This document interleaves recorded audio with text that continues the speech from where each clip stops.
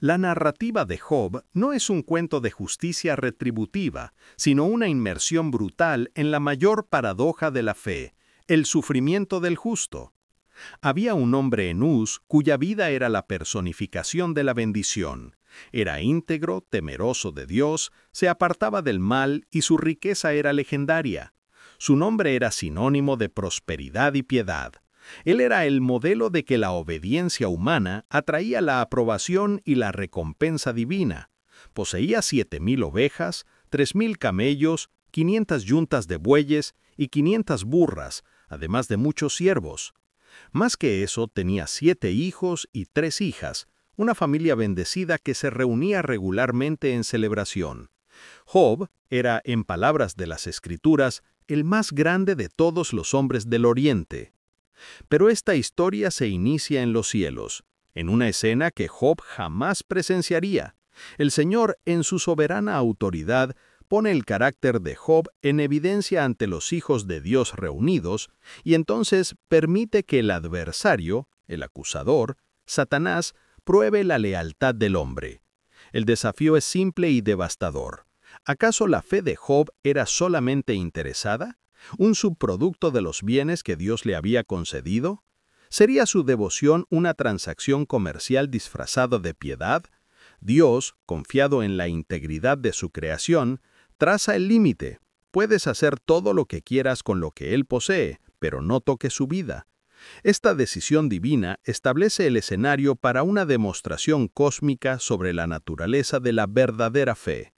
El escenario terrestre, completamente ignorante del drama celestial que se desarrolla arriba, es entonces golpeado por un vendaval de pérdidas.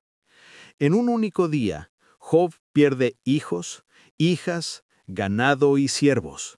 Los mensajeros llegan en rápida sucesión, cada uno trayendo noticias más terribles que la anterior. Los sabeos atacaron y robaron los bueyes y burras, matando a los siervos. Fuego cayó del cielo y consumió las ovejas y sus pastores. Los caldeos formaron 3 bandas y se llevaron los camellos, asesinando a quienes los cuidaban. Y por último, la noticia más cruel de todas. Un viento violento del desierto golpeó la casa donde sus hijos festejaban, y todos murieron bajo los escombros. La devastación es total, rápida e inexplicable. El hombre que había vivido bajo el sol de la gracia es súbitamente lanzado a la noche más oscura de la tragedia.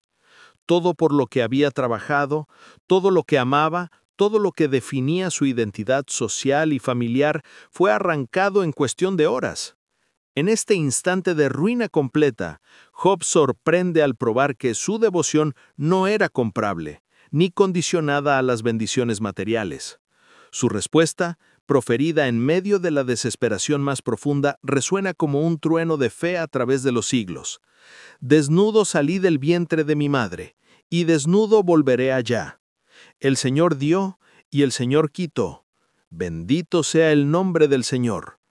Rasgó sus vestiduras, rapó su cabeza en señal de luto, gestos humanos de dolor legítimo, pero no pecó, ni atribuyó a Dios falta alguna. La ironía abrumadora es que la fe de Job no se quebró con la pérdida de todo, se purificó como oro en el fuego. El acusador estaba equivocado, la piedad de Job no era mercenaria, pero la prueba no terminaría ahí. En una segunda asamblea celestial, Satanás obtiene permiso para atacar el propio cuerpo de Job, alegando que un hombre preservará su vida por encima de todo. Piel por piel, argumenta el adversario. Job es entonces afligido con llagas malignas de pies a cabeza, obligado a sentarse entre las cenizas, raspando sus úlceras con trozos de cerámica.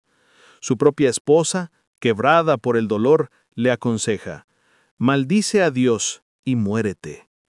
Pero aún en esta hora más sombría, Job responde: ¿recibiremos el bien de Dios y no recibiremos el mal? Una vez más, no pecó con sus labios. El drama se intensifica cuando surgen los amigos. Elifaz, Bildad y Zofar llegan de lejos, no inicialmente para condenar, sino ostensiblemente para consolar. Cuando ven a Job de lejos, apenas lo reconocen. Rasgan sus vestiduras, lanzan polvo sobre sus cabezas y se sientan con él en el suelo por 7 días y 7 noches en silencio absoluto, pues ven que su sufrimiento es inmenso, demasiado para palabras. El silencio de aquellos 7 días fue tal vez el único verdadero consuelo que ofrecieron.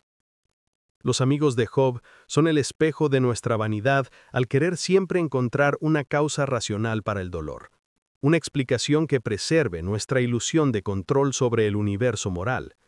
Cuando Job finalmente abre la boca y maldice el día de su nacimiento en un lamento poético devastador, los amigos ya no pueden permanecer en silencio. Insisten en la lógica simplista y matemáticamente precisa de la teología retributiva. Si hay sufrimiento de esta magnitud, hay pecado secreto proporcional. Es una ecuación que tranquiliza sus propias almas. Si Job sufre por causa de pecado oculto, entonces ellos están seguros mientras permanezcan justos. Su intento de consuelo rápidamente se transforma en acusación cruel. Elifaz sugiere que nadie inocente jamás pereció. Bildad compara a los hijos de Job con pecadores que recibieron lo que merecían. Sofar insinúa que Job está recibiendo menos castigo del que sus pecados realmente merecen. Se vuelven más defensores de su sistema doctrinario rígido que amigos del que sufre y se retuerce ante ellos. Por 40 capítulos agonizantes, la voz humana intenta imponer orden al caos, pero solo consigue aumentar el dolor de Job e intensificar su soledad. El hombre, aunque íntegro y consciente de su inocencia, se debate con preguntas para las cuales no hay respuesta en la tierra. Oscila entre momentos de fe inquebrantable y momentos de cuestionamiento angustiante.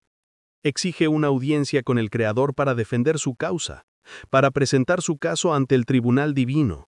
Oh, ¿quién me diera tener alguien que me escuchara? Que el Todopoderoso me responda. Cuando el límite de la resistencia humana es alcanzado, cuando todas las palabras humanas han sido agotadas y se han vuelto vacías, Dios finalmente responde. Pero no lo hace con una explicación didáctica y sistemática que satisfaga la curiosidad intelectual de Job. Lo hace con una revelación majestuosa y abrumadora de su propia grandeza. El Señor irrumpe desde un torbellino, el mismo símbolo de caos que destruyó la casa de los hijos de Job, y no responde la pregunta central del patriarca sobre por qué sufre, sino que lo confronta con una serie de más de 70 preguntas sobre quién es Él y cómo gobierna el cosmos. Dios no ofrece una fórmula de causa y efecto, no dibuja diagramas explicativos, ofrece su soberanía como respuesta suficiente. ¿Dónde estabas tú cuando yo fundaba la tierra? Dime, si tanto sabes. ¿Quién determinó sus dimensiones? Seguramente lo sabes. ¿Quién extendió sobre ella cordel de medir? Las preguntas continúan en cascada. ¿Quién encerró el mar con puertas? ¿Acaso has mandado tú a la mañana? ¿Puedes atar los lazos de las Pléyades o desatar las ligaduras de Orión? ¿Conoces las leyes de los cielos? ¿Puedes levantar tu voz hasta las nubes? Dios desfila ante Job las maravillas de la creación, desde la estructura cósmica hasta el comportamiento de los animales salvajes. Habla sobre el león, el cuervo, la cabra montés, la cierva, el asno salvaje, el buey salvaje, el avestruz, el caballo de guerra, el águila, y cada criatura testifica una sabiduría que trasciende la comprensión humana. Después, Dios presenta 2 criaturas míticas o simbólicas, Behemoth y Leviatán, representaciones del poder salvaje e indomable de la creación que solo Dios puede controlar. La lección es clara y transformadora. La fe no está en comprender cada detalle del plan de Dios, sino en confiar profundamente en el autor del plan. La visión de Job se abre radicalmente. Percibe que su error no fue haber pecado, sino haber exigido que Dios se explicara en términos humanos, que se sometiera a sus estándares de justicia y comprensión. Job había deseado procesar a Dios. Ahora comprende lo absurdo de esa presunción. Job se humilla, no en desesperación, sino en adoración esclavecida, confesando: «Te conocía solo de oídas, pero ahora mis ojos te ven. Por eso me aborrezco y me arrepiento en polvo y ceniza». El sufrimiento no fue el castigo de un error moral, fue el instrumento de un encuentro más profundo y transformador con el Creador. Job pasó de un conocimiento de segunda mano a una experiencia directa de lo divino. La historia de Job nos enseña que nadie puede quebrar su soberanía, ni siquiera a través del dolor más intenso e injustificado. El sufrimiento, lejos de ser siempre una señal de maldición o juicio divino, puede ser el escenario donde la integridad de nuestra fe se prueba inquebrantable ante testigos celestiales. Puede ser el fuego que purifica, el martillo que moldea, el cincel que esculpe. Curiosamente, después de la revelación divina, Dios se vuelve hacia los 3 amigos de Job y los reprende severamente. Estoy enojado contigo y con tus 2 amigos, porque no han hablado lo correcto acerca de mí, como lo hizo mi siervo Job. Aquellos que defendieron la ortodoxia religiosa estaban equivocados. Aquel que cuestionó en su dolor estaba más cerca de la verdad. Dios ordena que ofrezcan sacrificios y que Job interceda por ellos, una revisión. La narrativa termina con la restitución de Job, el doble de todo lo que había perdido en términos materiales. Recibe nuevamente 7 hijos y 3 hijas, curiosamente no el doble de hijos, tal vez porque los primeros no estaban realmente perdidos en la perspectiva eterna. Sus hijas son descritas como las más hermosas de la tierra, y les da herencia entre sus hermanos, un detalle radical para la cultura de la época. Job vive 140 años más y ve 4 generaciones de descendientes. Pero el núcleo de la historia no es el final feliz material, por más reconfortante que sea. Es la lección permanente de que el verdadero valor de un hombre no reside en su prosperidad, salud o circunstancias, sino en su capacidad de adorar a Dios aun cuando todo es quitado. Se trata de mantener la integridad cuando los sistemas explicativos fallan. Se trata de confiar cuando no hay luz visible en el horizonte. Para nosotros, el espejo es directo e incómodo. ¿Cuántas veces, como los amigos de Job, intentamos reducir la voluntad insondable de Dios a nuestras pequeñas lógicas teológicas? ¿Cuántas veces ofrecemos clichés religiosos a personas en sufrimiento real porque su dolor nos amenaza y necesitamos neutralizarlo con explicaciones? Ante nuestro propio torbellino, podremos, como Job, inclinar la cabeza y declarar: «Bendito sea el nombre del Señor», no como resignación pasiva, sino como adoración activa que reconoce una realidad mayor que nuestra comprensión. Al final, la historia de Job es un recordatorio vivo de que la fe más pura es aquella que no exige explicaciones detalladas para cada prueba, sino que simplemente confía en quien tiene el control del caos. Es una fe que puede sostener 2 verdades simultáneamente: Dios es soberano y bueno, y la vida puede ser brutalmente injusta. Es una fe que grita sus preguntas a los cielos, pero no abandona al Dios que parece silencioso.